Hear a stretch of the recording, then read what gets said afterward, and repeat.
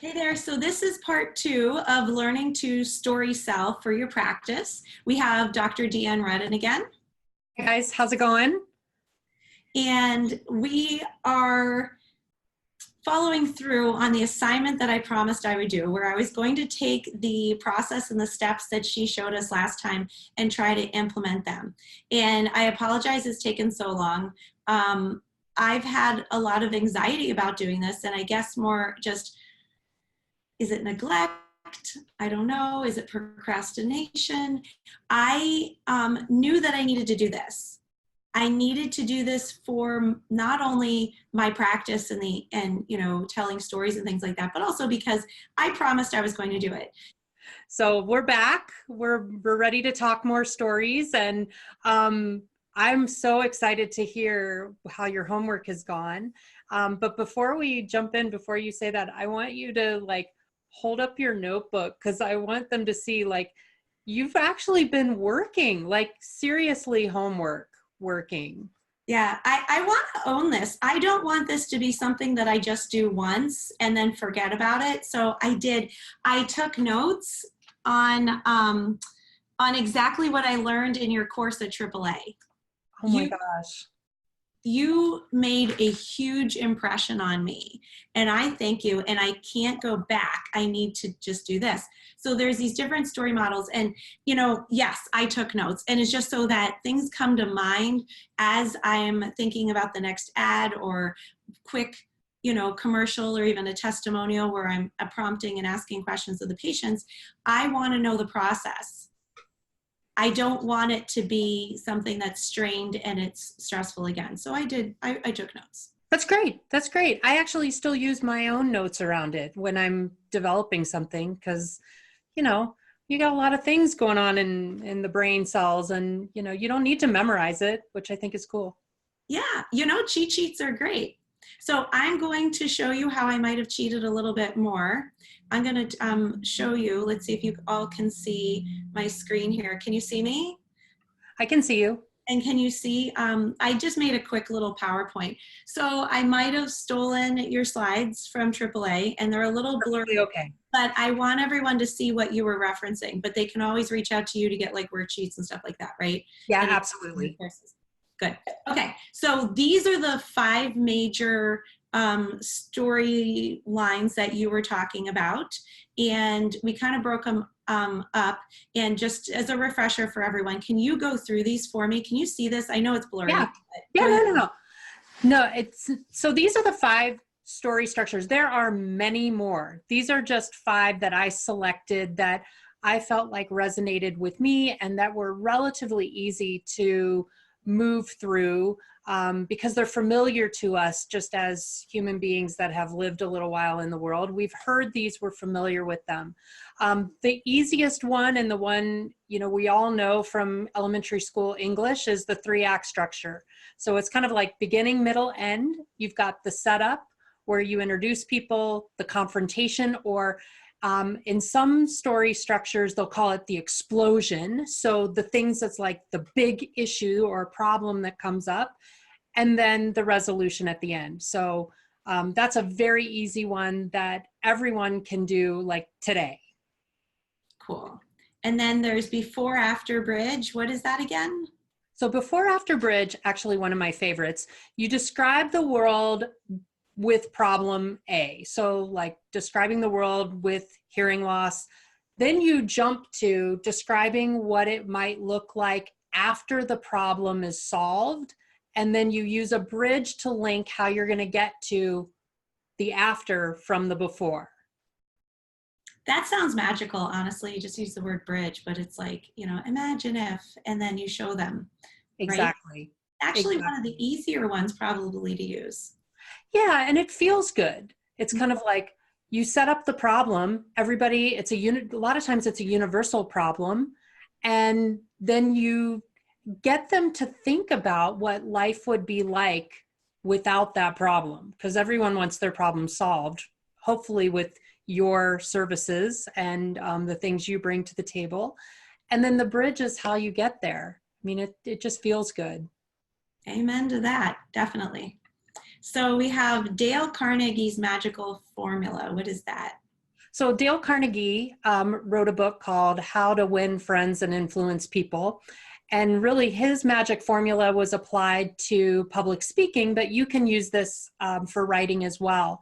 So again, you have some kind of incident or issue that you're going to talk about, a personal experience, and then the action that you're going to take to resolve the problem, and then the benefits, show the benefits of resolving that specific issue or problem. Awesome. And then we have the hero's journey, which I really enjoy.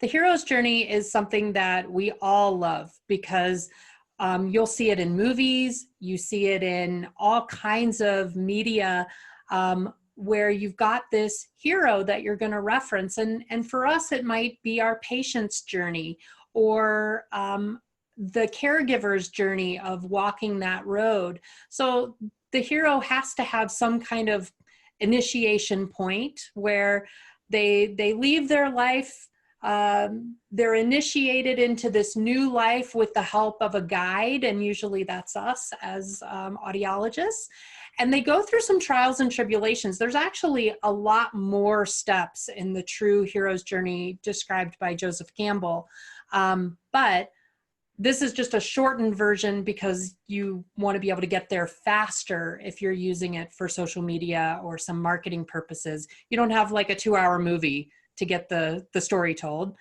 And then eventually you want them to return back to their lives changed. They're different than they were when they started out their journey. That's an excellent point. Yes, we don't have 2 hours to tell them ever. Let alone 3. I mean, some of these movies are so long. True. Speaking of movies, we have the Pixar formula.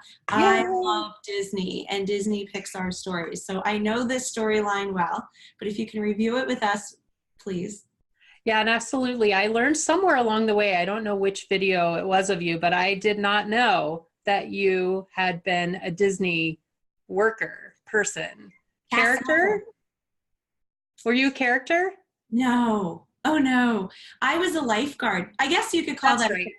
At the time, Baywatch was big, and we were told that when we go change stands, I was at Blizzard Beach Water Park, we were told we'd have our tube and we had our fanny pack, we had whatever, and we were supposed to run to our stands because otherwise everyone's going to stop you and ask you, where's, the 3 o'clock parade, where's the bathroom, whatever, and you just don't have time for that. You just have to go. So you make it look like it's an emergency. So we would go running through, and too much information, but I'd always hear, Baywatch.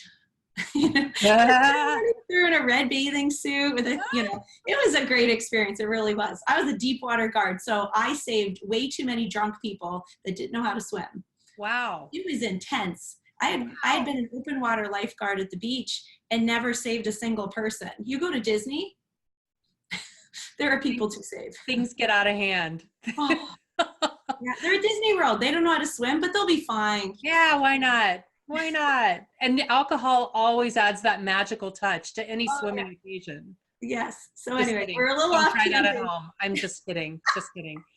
All right. So Pixar formula, and sorry, I sidetracked, sidebar. I loved watching that story of you, and it made sense now why you love the Pixar formula.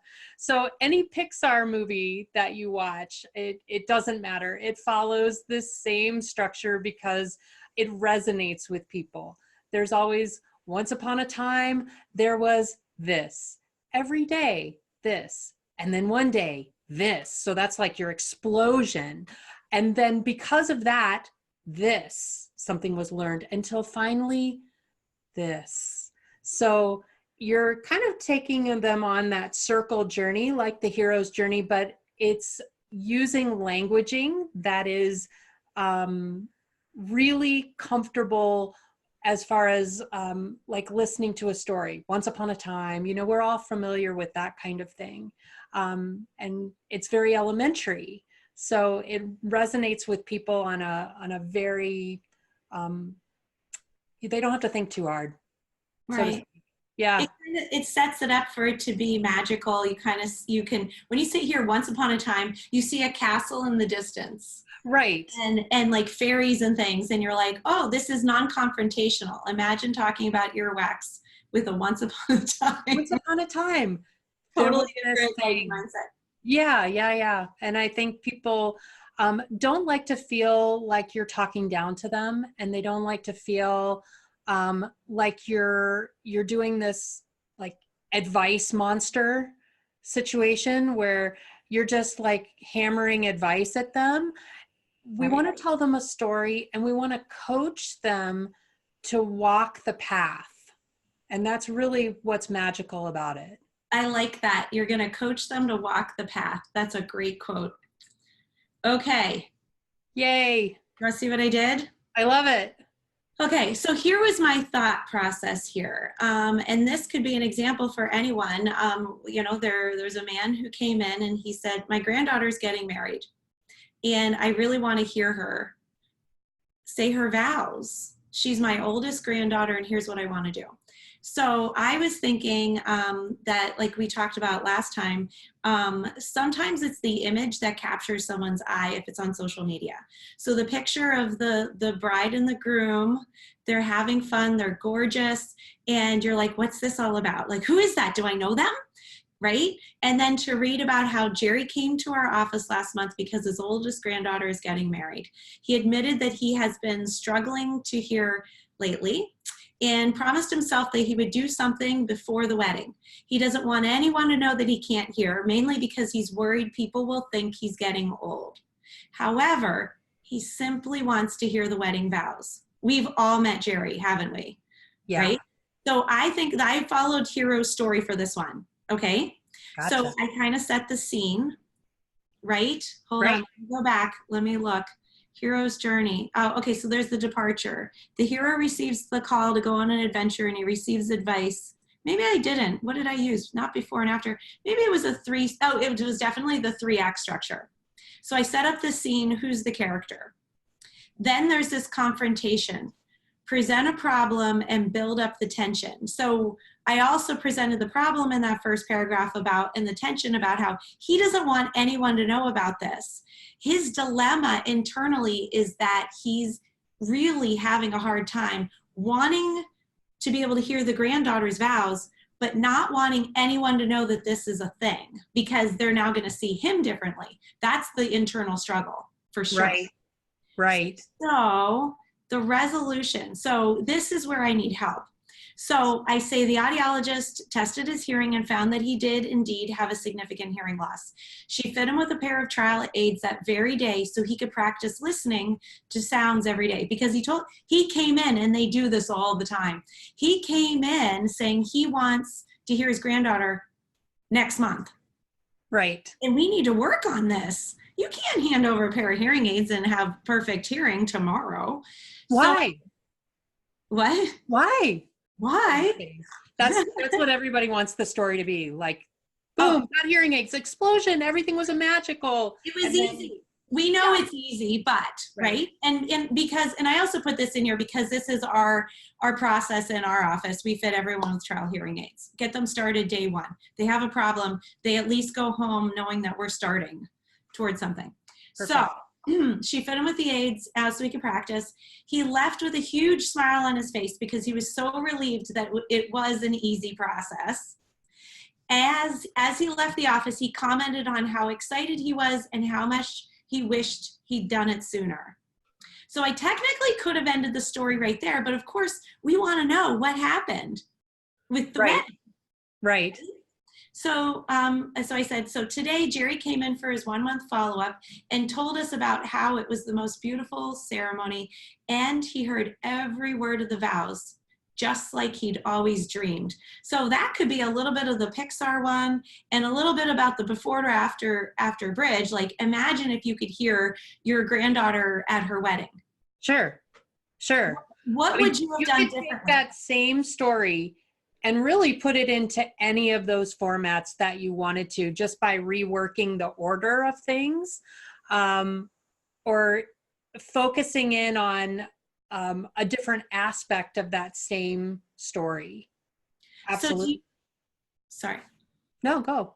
Do you think, and I can edit this, I can write right on here, do you feel like this would come over better if it was in a different one. Because here's the problem. We all have stories, but if we don't tell it well, it's not as compelling. Hmm. So I just realized I probably had 3 to 4 structures in here, and maybe it could have been told better. And that's one thing that I think, it's a common thing. We want to get all of the information in there. We don't want to leave anything out because we feel like it won't be effective. But it's okay, I think, sometimes to just pick one and run with it. Even if it doesn't tell the complete story, we want to leave them you might even leave them with well, I wonder what happened to him. Did he get what he needed? That's a And then really you could good continue point. to tell the story later on and maybe do a second follow-up story. Right. So we could do, he left the office. We could stop right here. Yeah. And it's just, Yeah. he wished he'd done it sooner. Done. And maybe you could relay, like, stay tuned as we follow Jerry's story. It could even be 3 stories.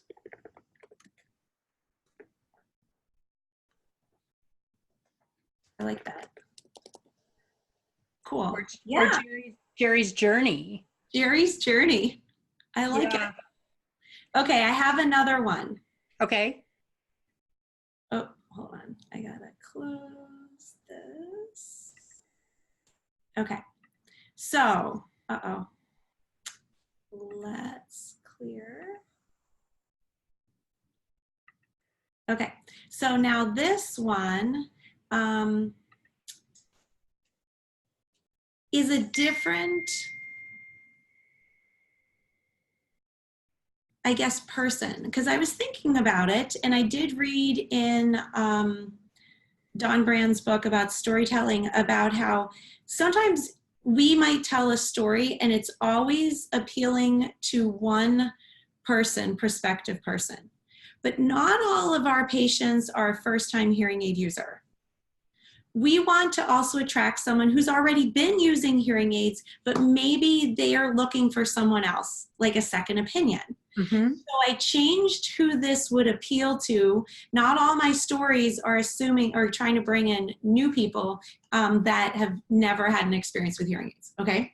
So Right. here's where I did use the hero's journey, and it's the second opinion. And so this is an honest to goodness, also true story, but this is more true than even the other one, because the last one was a mashup of people, Right. So Mrs. Smith is not her name, but she has worn hearing aids for years. She called and asked if we worked with a certain popular hearing aid brand, and would it be possible to, quote unquote, reprogram them? That was a new term for her. Our receptionist told her, yes, we do reprogram hearing aids like yours all the time. When Mrs. Smith came in for the appointment, she reported that she was very frustrated because she had been struggling to hear for the past few months, and her audiologist told her that she needed new hearing aids in order to hear better. She was told that her 2-year-old hearing aids couldn't help her and it would cost $8,000 for new ones. Now, this woman had the money, but something wasn't right. She reported that she decided to wait because that was a lot of money. Her son reportedly told her, Mom, just buy the hearing aids.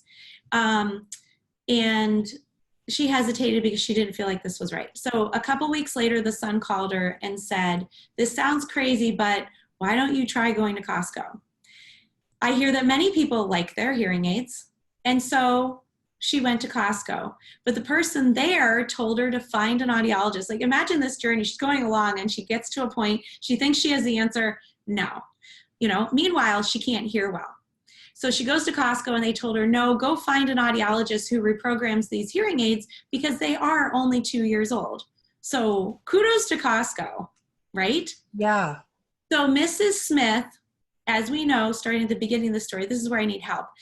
She called our office and she made this appointment because we do exactly what Costco told her to do. And so she arrived for her appointment, she met with the audiologist, and within 30 minutes of being tested, her hearing aids were updated to the correct prescription. And the audiologist then said, which was me, how did the hearing aids sound? And she's like, oh, normal. This is so wonderful. how come the other person didn't know how to do this? And there was no answer for that. However, she was so thrilled. She went home and she made sure that she told all of her friends that our office is known for being the place to go if you want a trusted expert. Apparently, this woman leads a couple women's groups. She email blasted everyone. We within 2 weeks had 3 people walking in the door that wanted new hearing aids. And she is such an advocate for us because people really want to know who to go to, who can they trust. Right. And it breaks my heart, honestly, that this is an honest to goodness, reputable audiologist that did this, and this woman wasn't lying. This was true. So I think this is wordy. I think it could be shorter, or maybe I need to take out the audiologist part. You know, I don't want to slander people. I don't. Well, I think the first thing to consider is where are you going to put this story? Is this a social media story? Is it a blog story? Is it something you're telling to a live audience? Because it is a big story and there's a lot of moving parts to it. So it's probably not a conducive story to like a quick social media post. There's just too much content, so to speak. True. What I might suggest is she, you know, just like following the hero's journey, if you look up like the bigger version, which has about 14 different points, there is kind of this dark night of the soul moment that it's called.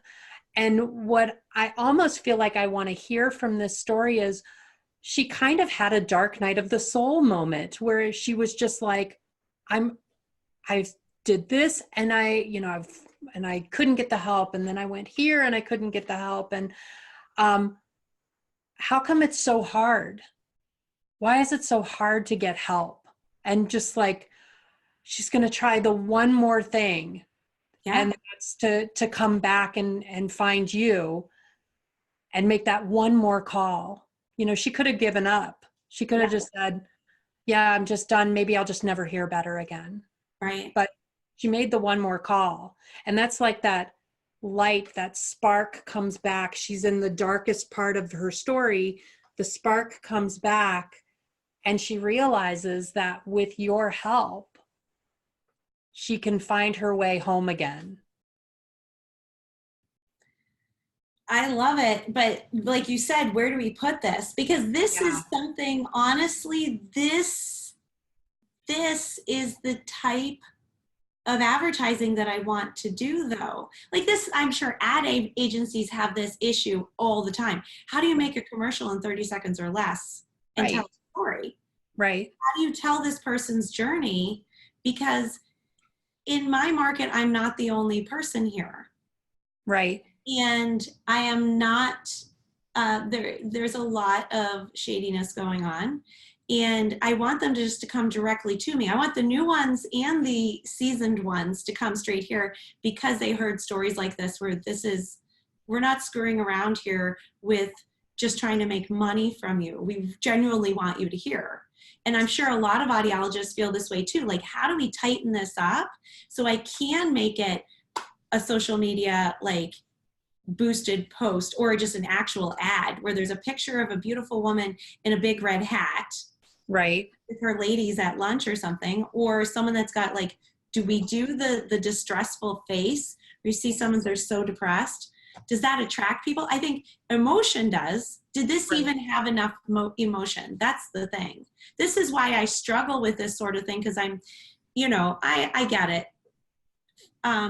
Finished is better than perfect, but if it's wordy, if it's too negative, if it's whatever, then there's no point in doing it because it could backfire.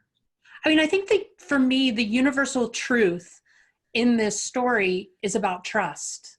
Mm-hmm. Who can you trust? Mm-hmm. We've all had that feeling where we've wanted to resolve an issue, but we just didn't know who to trust in helping us to get there. And we all know that really good marketing says the trusted expert. But you can't, no more in this world, we all know we can't just because someone uses the word trust is someone, if anything, it might be the exact opposite because they're overusing it and they're capitalizing on that word. Right. You have to earn trust. Or because in my mind, when you meet someone, you, at least in my mind, this is me, I expect that when I meet you that I can trust you. When you break that trust, it's going to be really hard to undo that. Mm. However, in the mind of those who are getting hearing aids nowadays, they're expecting that you have no trustworthiness, that you are criminal in trying to take money for them or having a scam because of the stories they have heard.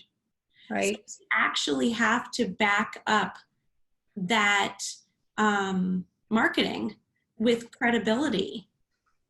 So for me, the credibility moment, that trust moment, and you don't even have to, in my opinion, you don't have to say trust. I think the universal truth is that she found a trusted person. She found the trusted expert. But it's that moment where she made the call and your front desk person said, we do this every day. We do it every day. Yes. That's the trust moment for me. This isn't foreign. Mrs. Smith, we do this every day. So, Dr. Deanne, what if, I'm going to write on here, okay? Okay, what if I cross this out? And what if we go to, she called, she wanted to know if we can reprogram her hearing aids. And then we say she was at 2 different places that couldn't help her. Yeah. Or she had been told that was not possible. And there was something inside her that told her that she hadn't found the right answer yet. And she made one more call. You know what I mean? Right. Do I put in she needs to just buy new hearing aids? You could. I mean, you could say, she was told that her new hearing aids were not enough. And she questioned, do I need new? Do I need to find a better person? Like that struggle, that feeling of searching for answers is for me what resonates. And then she made, just when she thought that she was just going to have to live with things the way that they were, or potentially spend thousands of more dollars, she made one more call. And what she heard on the other end made all the difference. What changed for her was hearing that voice on the other line saying, we do this every day. Wow. Come in. Let us help you find your resolution to that. Sorry, that wasn't, I would have to think on how to language that a little bit. This is awesome. Thank you. Because it shortens it up. Yeah. And all of those details are great. And I think if you were in a format where maybe you were doing a community seminar and you wanted to tell a bigger story and put in more details about the struggles and things that people could resonate with, then you've got more room for that. You just fill in more details. Right. Yes. I love it. Okay. Do we have enough time for me to just show you a couple videos I tried? Yeah. That's great. Horrible. Awesome. Honestly. It's a starting point. Did that help? Did that make sense? Of course. Yes. Okay. I just want to make sure I'm not muddying any more waters. No. That I love it because this is what I was searching for. And some feedback. And I think others feel the same way. Yeah. And truthfully, one more thing I wanted to say about that is such a great believer in lists and writing stories down because I can never remember them, and words and phrases that patients use that we hear every day and we just sort of like brush by them because it's so common and so familiar. The story becomes even more powerful, I think, if you can put in words or phrases or things that you have actually authentically heard patients reflect to you about that same kind of trust story. And then when they hear the story, they're like, oh my God, I've lived that story. Oh my gosh, you're speaking my language. You see me, you hear me, you understand me. And that just like closes that trust gap. 100%. And to piggyback that, I heard recently that, we're audiologists and we're normally doing other things. When you're writing down these stories or working on the one, set enough time to batch create these stories. So you save them for later. Just don't think, well, once a week I'll come up with one, because a lot of times that takes different brain power. That's a whole different task. So once you're there, just write them all out and then you can reference them later. Batching is the way to go when you're working with creative content, at least. Yeah. So I just don't have enough bandwidth to pull it out on the fly. Like, I agree. Yes. Bandwidth is hard when you're doing everything as a practice owner, for sure. Okay. So I was trying to think of, okay, how can we do a video story? And then after I did two different videos of just trying to capture having the testing done, I thought, oh dear, you'll see. I know what's missing, first of all. I didn't get imagery or video of them walking into the office, being greeted, or leaving and smiling. Like, there is no story. It's just they're getting tested. How boring. And I don't even know, so we're going to play this, and can you see it? yeah. Okay. So the story is that she's having difficulties with hearing in groups. And so she's getting her hearing tested. And then we are fitting her with a pair of hearing aids. And she's a little nervous about it. I was wondering about possibly doing just a voiceover with this, but unfortunately I need to bring her back and actually show her coming into the office and then leaving as well, It was a big deal, I will admit, and I do videos all the time, but it was a big deal to make sure I had it scheduled, having someone come in who wanted to do it. She was all, nervous about her hair and everything. And actually having the office set up well, the hearing aid ready to go, real-ear measurement, everything, so that it is authentic and you feel like you are in the appointment. Yeah. Yeah. This is probably too long and things, and I give so much kudos and respect to actual film crews. Look at that bouncing. How bad is that? Right? So I think if you're going to tell, and all this time I want to just tell video stories, I'm not a camera crew. Right? I like that. I like her smile. She's like, oh my gosh, yes. No, and I think that's the whole thing about it for most of us that's so intimidating is we have careers. We don't want another career as a video crew or a film editor or, who's got time for that? Yeah.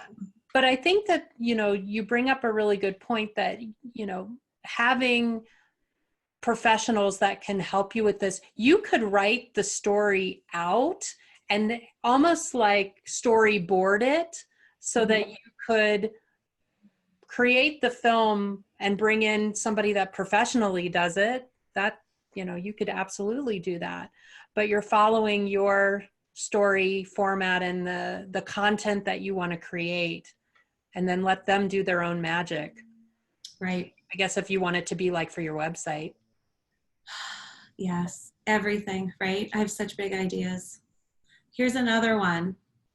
So I already like this one better. Really? I love like the Don't look you on love her Hell Yeah? face.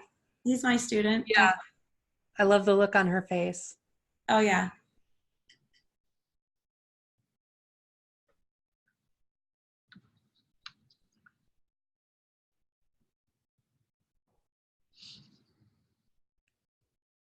So if anything, these might turn into just educational videos. I don't know. Could be. It's you need to think of a story, and then any of these could be edited and re-edited, or voiceovers, or just words, or short clips with pictures, or it's stopped. There's like an actual. It could just be a Word doc, that has words, and flip it like storyboard, like you said, or you can do this in. Let me pause this. You can do this in Facebook, where when you go to the business manager to create a Facebook ad and you're choosing what your content's going to be, it'll ask you if you want images and things like that. It'll take images and create it into a short movie very Mhm. easily. You can use their stock images. You can add in videos and things like that. So I think there's this sense of overwhelm sometimes because there are too many options, and we're not professionals at this. Right. And I mean, I think you can kind of look at it almost like you're creating a PowerPoint presentation. You want the image to fit whatever the content is. And I think I saw something that Jill Caseworm had posted recently about using Animoto. So there's all kinds of tools out there that I think I was just not familiar with that particular tool. And she was talking about creating just little videos that flipped images, right? So I think kind of like you're talking about, and then there was like words underneath it. Yeah. I'd have to go back and look at it, but it's the same. You're telling that same story, but just with maybe more personal, authentic images rather than stock images. Right, right. So we just need to get creative, tell the stories because like you said in the first video and even at the beginning of this one, we know the stories, we know the people, we just have to write it down and then think of ways to tell that story. I think the biggest story that needs to be told is that it's going to be okay, and look at the joy. In none of these, it blows my mind. When I had these videos being made, I never captured the joy at the end. That's what the game changer is. You can have someone come into your office and everything goes wrong, but as they leave, if you make them feel wonderful, excited, and you see that look on their face, what are you going to do? You're going to say, hey, if you don't mind telling someone else about this experience, because they're like, this was fantastic. Things can go wrong, but you want to see them leaving happy. Right. That's what we need to capture, is the happiness. And I missed it here. So I'm going to work on this. So I will. And don't be afraid, just sorry to interrupt you, but it's like, and don't be afraid to show like the shadow side too. I mean, it's not all rainbow sparkles and butterflies. I know we like to believe that it is, but those are not super compelling stories. Like, there is, speaking of Disney, people do love the villains.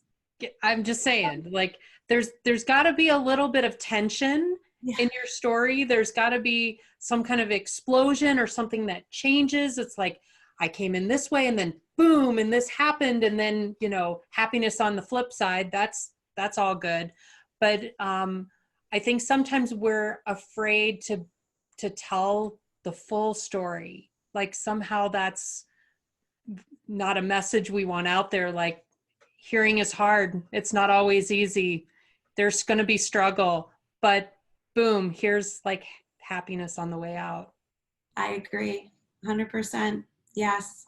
As long as we're not the villains, that's not the story.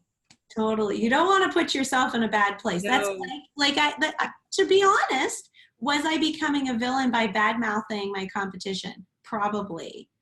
So I can circumvent that. You don't have to tell the whole story, but you don't have to make it all roses. Sometimes when it's too perfect, it's not believable. It's not credible.